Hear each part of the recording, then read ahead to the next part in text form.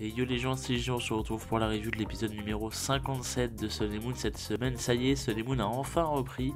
Et avec un épisode assez concentré sur le comique, on va pas se mentir, c'est vraiment full comique. Et c'est concentré, enfin c'est un épisode centré pardon, sur le fameux Rotom, le Motis Madex, qui est, comment dire, qui va vite devenir assez bordélique. Donc bon, on va direct se lancer.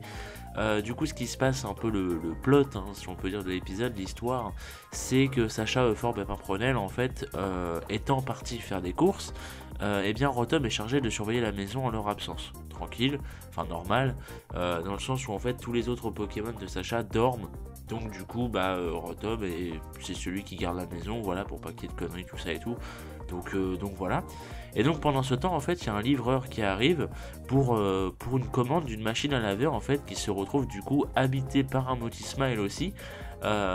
Et ça, au début, on ne le sait pas, c'est-à-dire qu'on voit pas directement la machine à laver comme étant Rotom, mais bien évidemment on voit juste une machine à laver et au final on voit qu'elle est possédée par un Motisma également. Et donc en fait après une sorte de mini dispute chez les Pokémon de Sacha, parce qu'ils se sont réveillés et tout, ils sont un peu joués, mais genre en fait c'est Lugarok et Flamiaou qui ont un peu joué, mais en fait vu que Lugarok a beaucoup plus de force, ça a énervé Flamiaou qui du coup a pété un câble et tout, enfin bref, c'est devenu un bordel, et ce qui fait que au final du coup tout est retombé sur Pikachu qui s'est énervé, enfin du coup il a électrocuté tout le monde comme à son habitude, et pour une fois en fait son choc électrique, on va appeler ça comme ça, a eu un effet dans le sens où ça a fait intervertir les deux Motisma de place. C'est-à-dire que du coup le Motisma dont on avait l'habitude de voir, donc qui était dans le Pokédex, cette fois-ci il est dans la machine à laver, et du coup l'autre, le nouveau, est désormais celui qui habite le Pokédex. Voilà. Donc c'est assez problématique.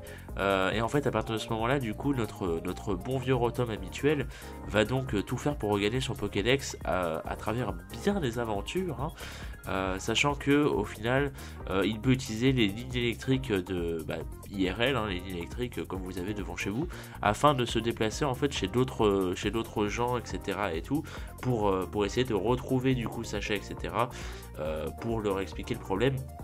Bon, ça va être plus compliqué qu'il n'y paraît.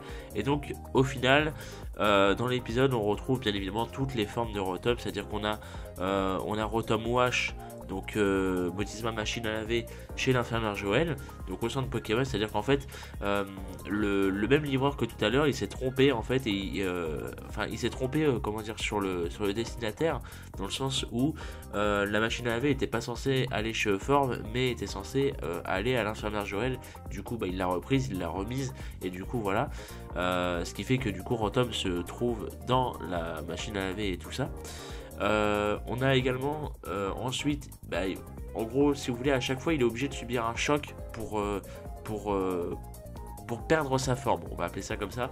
Du coup là c'est juste Joël qui l'avait un petit peu trop brusqué, du coup il a disjoncté, je sais pas, et ce qui fait qu'il est sorti. Et donc il regagne les lignes électriques, et donc il arrive chez Suiren, là où ses deux sœurs en fait se disputaient pour avoir le ventilo. Et du coup bien évidemment Rotom se transforme en ventilateur, et il en a très vite marre parce que les deux sœurs de Suiren elles sont infernales. Donc du coup il arrête, il se barre, il arrive chez Lily, bien évidemment en tondeuse, c'est à dire que Lily en fait était dehors en train de lire tranquillement et tout, et Rotom du coup il voit Lily, il dit putain il faut que je lui explique et tout, donc il fonce sur elle, bien évidemment elle a peur, hein, c'est normal. Donc du coup voilà, ce qui fait que James, son majordome, va du coup attaquer le Rotom tondeuse avec son comment, j'ai oublié son Pokémon, le nom de son Pokémon là, Plumeline, c'est ça, Plumeline. Et du coup ça fait un choc pour Rotom, qui du coup rechange encore de forme chez quelqu'un d'autre. Donc cette fois-ci il arrive chez Mao, qui d'ailleurs il y avait Kaki avec elle, et il se transforme du coup en Rotom four, puisque bien évidemment Mao cuisine. Et donc ce qui se passe, c'est que du coup en fait Mao prend peur, et du coup Kaki lui aussi il a un peu peur et tout, donc il envoie Ossature en counter, et puis paf il le frappe, et du coup voilà, Rotom perd sa forme directement de Rotom Four, hein, le pauvre, il se fait frapper dans tous les sens. Et donc pour finir, du coup chez Mamane, lui qui voulait une glace, et bien évidemment son réfrigérateur s'est transformé en Motisma, Motisma Frigo du coup, et donc voilà. Voilà, en gros c'était un petit peu le tour des formes, on va appeler ça comme ça. Et donc pendant ce temps, en fait, une fois qu'ils sont revenus du coup, à savoir Forbes, Sacha, Paprenel, et bien Sacha justement trouve le comportement du Rotom Dex assez étrange, parce que déjà, ça c'est quelque chose qui m'a fait hurler de rire enfin plusieurs fois pendant l'épisode, c'est que en fait, vous savez d'habitude le Rotom Dex, il dit Loto à la fin de ses phrases, et là, au lieu de dire Roto, il dit Wash. Et genre il le gueule et tout, et ça me fait trop rire parce qu'avec sa voix en fait il y a un seiyuu différent derrière, enfin je pense que c'est un autre seiyuu, un autre doubleur, et du coup de l'entendre crier Wash avec une autre voix, je trouvais ça trop drôle, ça n'avait aucun sens mais je trouvais ça drôle en fait, et du coup voilà.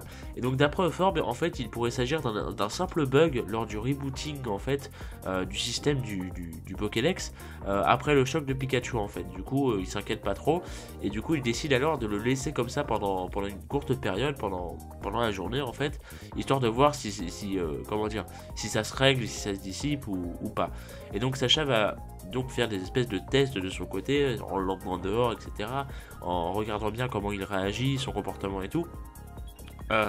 Et au final il va s'apercevoir qu'il y a vraiment quelque chose qui cloche, il y a quelque chose qui est vraiment pas normal avec ce Rotom Dex, et donc du coup il va l'amener au centre Poké, là où notre Rotom habituel va finir sa course dans la machine à laver encore une fois, sauf que cette fois-ci Sacha comprend qu'il s'agit bien du vrai Rotom qui est là et qui est coincé dans la machine à laver.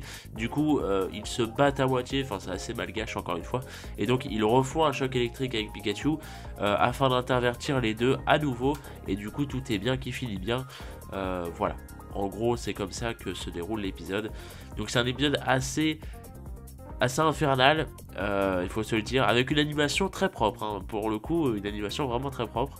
Et donc voilà, c'est un épisode assez marrant, c'est bien évidemment un épisode filler pour nous montrer toutes les formes de Rotom. Il fallait que ça arrive dans ce déboule, c'est normal. Donc voilà, tout simplement. Donc épisode 57, un épisode concentré sur les formes de Rotom. Heureusement qu'on a ça maintenant plutôt que dans les épisodes 130, j'ai envie de vous dire. Donc bon, voilà, c'est toujours plus appréciable. Enfin bon. Et du coup, deux petites infos. La première étant que, je vous l'avais dit la dernière fois, il y allait avoir une apparition de Marshado. Et oui, je n'ai pas oublié de la noter. Marshado en fait du coup fait une brève apparition comme prévu, alors que en fait le faux Motisma, donc le Motisma Dex, le nouveau on va appeler ça comme ça, il essaye de le prendre en photo et au final en fait le résultat est flou. Donc en fait il est là, il capte qu'il y a un Pokémon rare, du coup il va le prendre en photo. Le problème c'est que la photo est dégueulasse et tout, et en plus à la fin de l'épisode on apprend qu'il a effacé la photo. Donc voilà, donc c'est génial. Et donc voilà, donc c'était la brève apparition de Marshado, voilà, tout simplement. Donc un peu dommage qu'il ait pas eu de gros rôle, en même temps fallait s'y attendre. Mais bon voilà, peut-être justement que c'est un tease et que plus tard il aura un autre rôle, on le sait pas, parce que je trouve ça assez bizarre de faire apparaître quand même Marshado, tu vois. Enfin, il y avait d'autres Pokémon rares que juste Marshado, tu vois, donc voilà, à voir pour la suite, et puis on verra bien. Et donc la preview, quant à elle, nous montre que le prochain épisode sera centré sur Idoide, le fameux Pokémon de James, donc Predasteri ou Vorasteri, à chaque fois je confonds, je crois que c'est Vorasteri. Qui retrouvera en fait son premier amour, le fameux premier amour, hein, de Idoide, le fameux. Et en fait, apparemment, elle ne saura pas qui choisir entre lui et James. Et donc, en fait, ce qui est bizarre, c'est qu'on voit un Tentacruel et on voit un Predasteri shiny, je crois. Je crois qu'il est shiny. Donc, bon, on verra bien tout ça la semaine prochaine. Mais du coup, ça peut être, comment dire, un potentiel adieu déjà de Idoide. Ça m'étonnerait parce que déjà le Pokémon on l'a pas vu très longtemps, et très souvent surtout, et ça m'étonnerait. Je pense que c'est trop tôt en fait, je pense vraiment que c'est trop tôt et que Idoide va pas, enfin ça va pas être un épisode vraiment où la Team Rocket vous savez abandonne les Pokémon et tout. Ça va pas être un épisode comme ça, je pense pas. Ça serait une bonne surprise, et au début je m'y attendais un petit peu, mais au final avec du recul tu te dis bah non, il n'y a pas de raison que ça se fasse. Ce sera un épisode centré sur la Team Rocket, donc c'est bien, mais ce sera pas un épisode où ils vont vraiment commencer à relâcher les pokés et tout, je pense pas. Donc ça ferait trop tôt, ça sera un petit peu bizarre et ça donnerait moins d'émotion en plus, surtout que Inoide on l'a vu quelques fois et c'était à chaque fois dans les running gags, mais on l'a pas vu dans des épisodes sérieux. Donc là justement ils imposent des épisodes sérieux pour ensuite peut-être à la fin de la génération ou au début de l'autre, je sais pas. On verra bien, sachant que ça fait longtemps que Team Rocket ne sait pas comment dire, n'a pas relâché ses Pokémon, donc mine de rien, voilà, ça fait quand même depuis la 4G, hein. Donc voilà. Donc bah merci à vous d'avoir regardé pour cette petite reprise et puis on se dit rendez-vous à la semaine prochaine du coup. Et puis bien évidemment écrivez vos avis dans les commentaires. Et puis voilà, des bisous.